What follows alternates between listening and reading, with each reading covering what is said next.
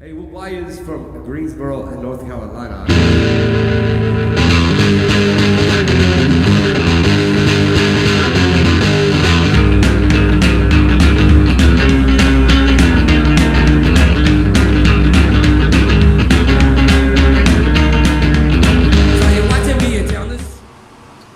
Alright, here we are back in the home office, and I'm filming once again with the Sena Prism action cam that I just received, and I'm filming with it, and I'm going to film the installation of the helmet mounting bracket, the clamp bracket, onto a Scorpion T1200 helmet.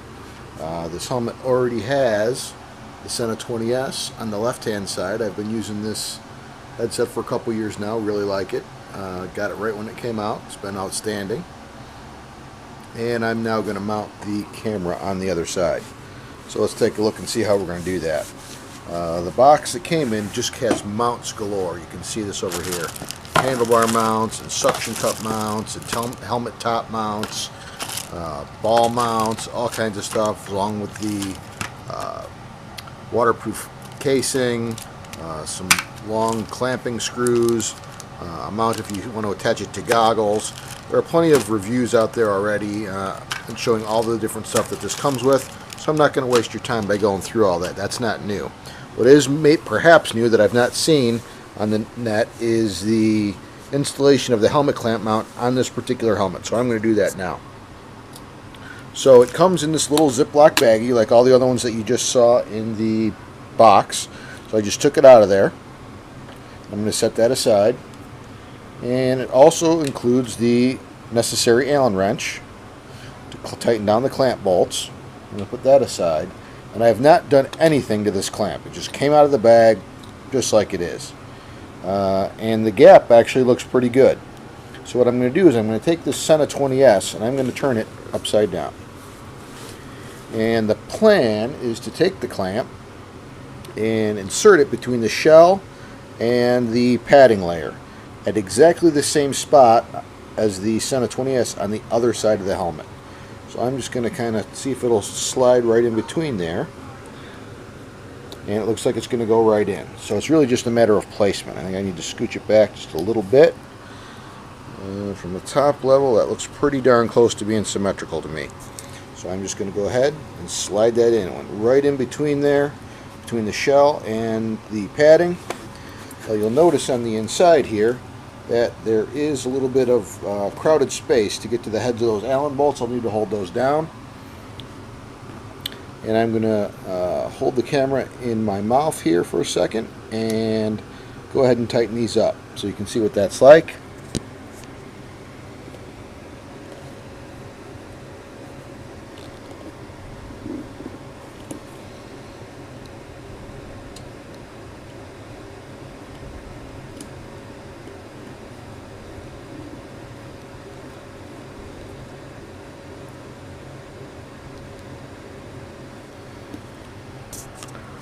Alright, I think those are tightened up. It's quite obvious when they get to the point where they are tight. They get quite a lot more resistance. I'm just going to go ahead and wiggle that. It's not coming out of there at all. So that's looking pretty good. That's really all there is on this Scorpion Exo-T1200 camera, or T1200 helmet, to put the Sena Prism helmet mount. Once you've got the clamp mount installed, you want to find the other baggie, one of the maybe 10 other ones that are in your box, that contains these two pieces. This is a shoe that will slide over the clamp bracket and go onto the helmet. This ball joint then you need to loosen up the clamping screw. Actually, let's just slide this on here. All right, so that just slides on just like that, slides into place. It's a friction fit.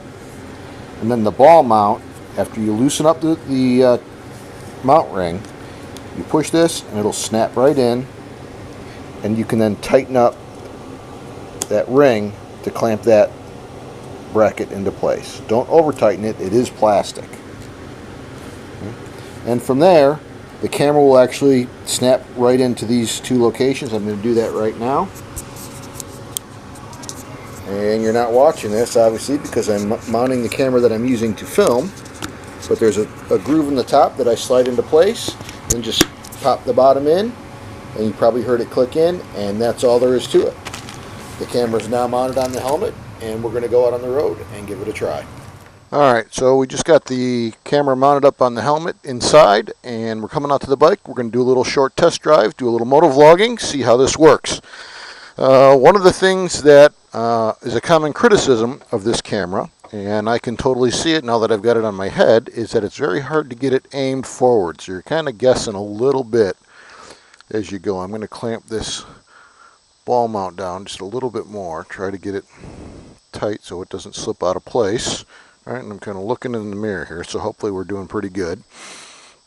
But there's no really kind of reference point, so you kind of got to just do it by eye. At least that's what I'm telling you now. I did pair it with my phone, and I can change settings, but like some of the other cameras out there, I can't do a view of the video stream on my phone.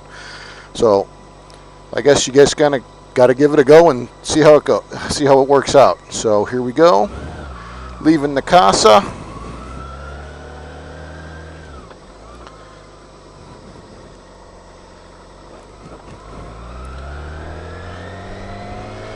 I do have the high definition audio turned on because it is paired with the Sena product with the 20S, so I can do that.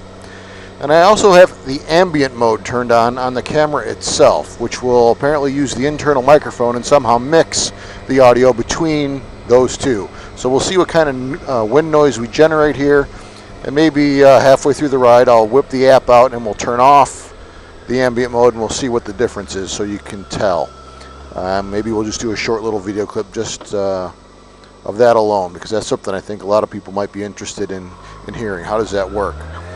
So as I've talked about before, I'm about 5'8" or so, and right now I've got the windshield on the GTL all the way down, and I'm just tooling through my neighborhood. Going to go out on kind of a local road. Speed limits are about 40-45. And we'll see how it goes. Not sure if you can see the dashboard or not from there, but got the GPS going, the BMW Nav 5. Give you a general idea what's going on and where we're at, and we'll see exactly what this looks like and sounds like at speed. So we're only doing about 30 miles per hour right now in a residential area. Done a few stop signs so you get that little bit of acceleration sound. I also looks like I need to probably put a little bit of air in this front tire. One of the things that there seems to be a lot of variation on is what tire pressure should you run on these bikes. And in my last bike, I ran them 38 front and 41 in the back, and it seemed to work real well for me. But if you run your tire pressure at something else, post it up here. I'd love to hear about it. So here we go. Our speed limit on this road, I think, is either 40 or 45, I guess. And we're doing 47, so we'll get it at 45, and you can hear that. We'll see if there's any wind noise from that ambient mode.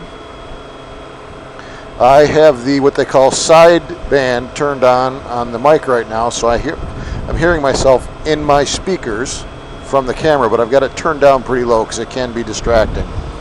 But I don't really hear the wind noise myself, so it'll be interesting. I'm actually going to just stop talking for a while, just so you can hear the wind noise by itself.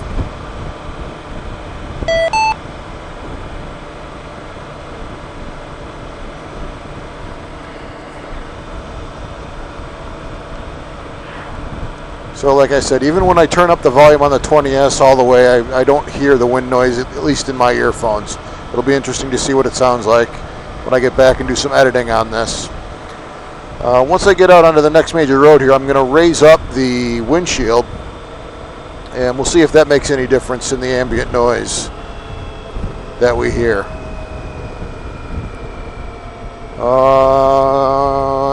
And let's just take a right here. This will be quicker. I'll have to wait through this long light since I'm not really going anywhere anyway, just testing out the camera here. Kind of a jacked up truck just went by with some knobbies that I could hear those rumbling on the road. So you'll probably be able to hear that as well if these microphones are any good. So there you go, hard acceleration up to 45.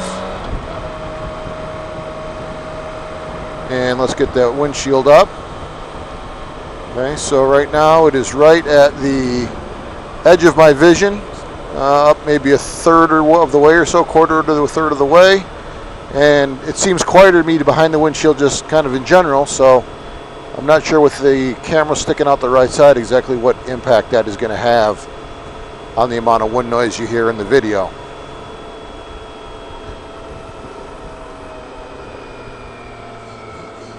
It is about 7:40 p.m. here in the Midwest, so the sun is just starting to go down. We don't have any bright sunlight. You can see on the clouds up ahead there, the sun kind of reflecting off of them. The west is behind me, so the sun is setting behind me now. I'm heading east. And I've got the camera pointed at the back of this blue Chevy pickup truck. And it definitely has a shimmy in it. I'm not sure what's causing that on the truck, but I'll be curious to see if that comes out in the video. It's a very slight shimmy in the bed of that truck, just to give you an idea of the detail that you can get in the camera. Turning my head to the right, see what the wind noise is out of the slipstream. Turn my head to the left. The camera's now behind. We'll see how that works out. And we're coming up here to some interstate. And I'll do a very quick interstate loop, about 2 miles long. I'll start out with the windshield in the up position again, test the noise. Then on the return trip, maybe I'll raise it all the way up and then all the way down. And we'll see what the noise difference is with that. It'll also be interesting to see kind of how it works in the field of view of the camera. I currently have the field of view on the Prism set on the wide mode, which I believe they said is 130 degrees wide. There's a narrow mode as well that takes it down to 90 degrees, but it didn't seem to indicate there was any zoom that accompanied that, so I'm not exactly sure why you would want to go to the narrow mode other than maybe not picking up the side of your helmet in the video. So we'll see if that's an issue. I do have the camera mounted fairly far back on the helmet, so you might be picking up a little bit of that in the field of view of the camera, but we'll have to see. Some road construction here on the on-ramp onto the interstate, so we'll have to be careful. Try to let this car get a little bit in front of us so we can zip it up a little bit.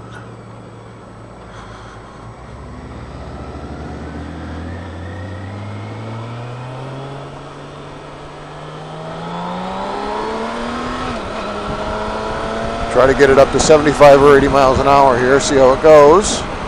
This Corolla will get out of my way.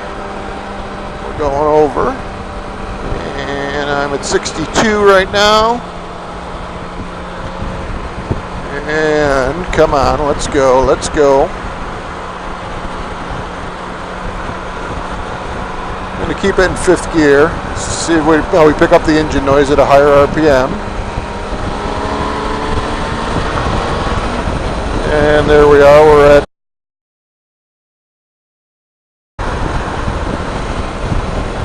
tell you, this bike just loves to go fast. It's just effortless. You know, the bike doesn't feel any less stable at 90 miles an hour than it does at 60. If you haven't ridden a 1600 GTL and you get the chance, definitely take it. It's just an amazing machine. After I got in my deer accident, there wasn't a question in my mind that I wanted to replace it with another one. I've ridden the Harleys, I've ridden the Goldwings, I've ridden the VTXs and the Stars and all those bikes. I haven't ridden the Indian, I haven't ridden the, what's the other American bike that's made by Polaris? I can't think of it right now. Victory. I haven't ridden those yet. But, you know, 160 horsepower, 120-ish pound-feet of torque. That's available at a very low RPM. I'm going to start out getting back on the ramp here. I'm going to put the windshield all the way down and go for about a mile with it down, and then raise it up all the way, and we'll see what the impact of that is on the sound. Anyway, what I was saying, that the torque that's available at very low RPMs, I do a lot of state and county highway riding when I do my touring, staying off the interstates, and I can be rolling at 55, 60, 65 miles an hour on a highway in 6th gear on cruise. Come into a town, it goes down to 30 miles an hour. I'll slow down, but I will not even downshift, and I'll just roll on the throttle, get it back up to 60, 65 when I'm out of the town, and the torque just rolls on. You don't come out of there like a rocket ship, but it is very smooth, no engine bogging or anything. So 5 miles an hour with the windshield down, I feel a lot more wind in my face. I'm going to put it all the way up now. You can hear it getting quieter as I go up. We're probably looking through the windshield quite a bit with that camera now, I'm guessing. But I'm only doing about 70 behind this little Chevy Econo box in front of me. And really, really nice, right? Super smooth. And we're just going to get right back off the exit here. We have these nice two little exits by my house where I can do these little tests, about 2 miles in each direction. Try to introduce a couple variables so you can see what the differences are.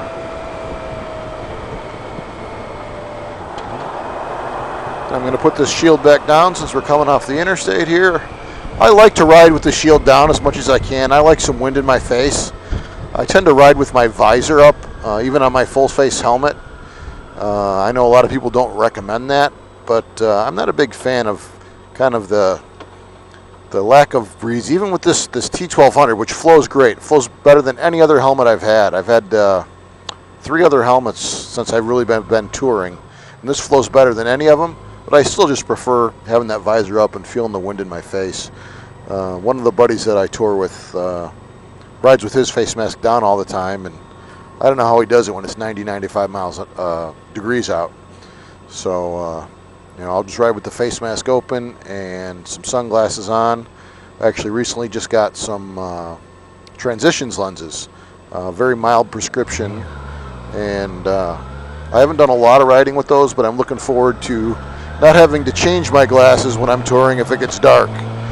That'll be nice as well. There's some Oakley gas cans that have the transitions lenses. If you're interested in seeing more about those and how they function on the bike, let me know in the comments, and perhaps we can do a video on those as well. But we are coming back in here. You can see on the left the ramp where we initially got on the highway. I'm pretty close to this Corolla in front of me. I'm not sure if you can hear the engine accelerating from him through the ambient microphone, but we'll see what that sounds like in the video as well. And we're going to take her on back home, and I'll be quiet again so you can hear just a little bit more of what it sounds like with the windshield down and 30 to 40 miles an hour.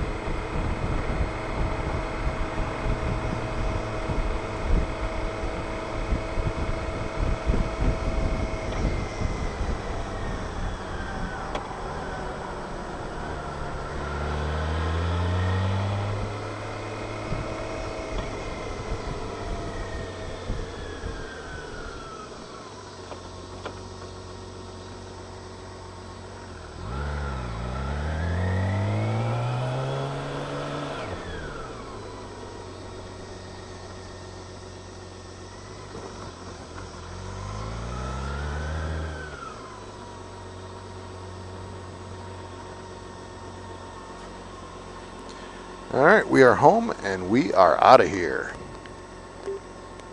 Down the street.